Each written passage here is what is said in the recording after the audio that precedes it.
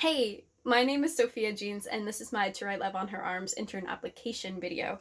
So community to me looks like a space where you have a collective, a group of individuals living together who learn each other's strengths, each other's stories, the hard things that people are working through, and kind of once identifying, what these other people around them are really good at or could use support in, coming together to kind of fit together like puzzle pieces in that way. So if you know someone who's really strong in I don't know, finance, and you're really great at like the creative side of things, like maybe coming together and forming a business as an example, or something small. Um, but just kind of knowing the people around you and loving them, because to be loved, I think for a lot of people, is to be seen or known and understood. And I think when we work together, that's what healthy community really looks like. It's acknowledging I'm not perfect and you're not perfect. And here's the areas where we're both struggling and really strong, but we come together in a really beautiful way and kind of play off of each other. I think I would make a good addition to the To Write Love on to Her Arms team because I am a huge fan of being creative, collaborative, and purposeful, and I think this is a internship position that offers all three of those things. I have background in everything from admin work to social media marketing. I created my own main stage theater show for my senior seminar, and I love working with people and bringing people together and using resources. I'm also a huge proponent of mental health.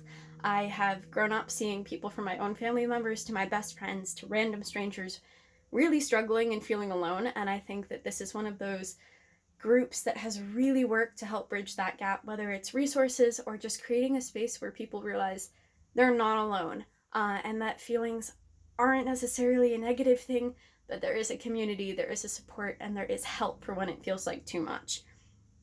One of my biggest influences in my life was a theater professor I had named Norm Jones, and Norm was blind. But you would never know it. This man paid more attention than I think a lot of sighted people did. My friend and other theater majors would joke that Norm could see things that not even a fully sighted man could see.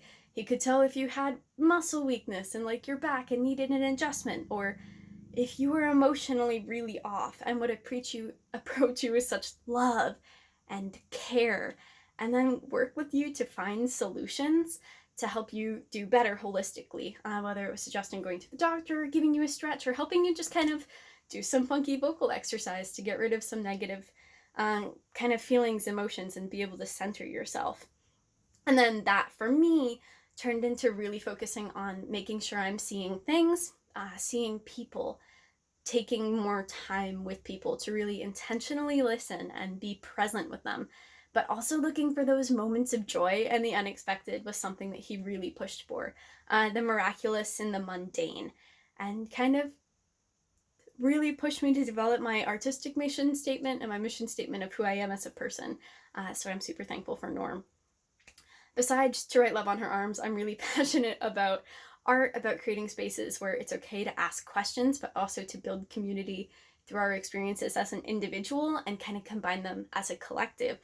So I recently built that show, and what that was taking stories, one of hope and one of hurt, from random people, shuffling them, giving them to actors, and having them read them blind. So no one knew who would read what, but creating this environment where these stories were being shared and retold, and lining up, like letting people know that like the hope that you feel might be so different from someone else's, but that it brings us together. And the same thing with hurt, that like no one is alone. And that's one of the things I hope to keep addressing throughout the rest of my life.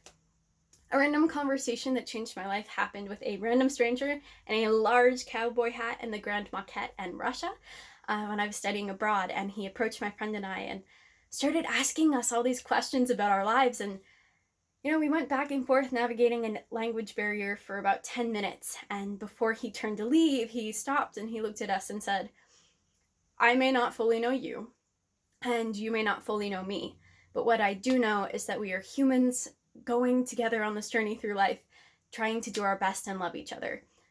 And that changed my life, because I think I didn't realize how isolated I was feeling at the time, even in a group of people in a foreign country, but like that became my mission to make sure that didn't happen to others. 5 random facts about me. Growing up, I had pet peacocks. I have a pet chinchilla named Penelope, who I love.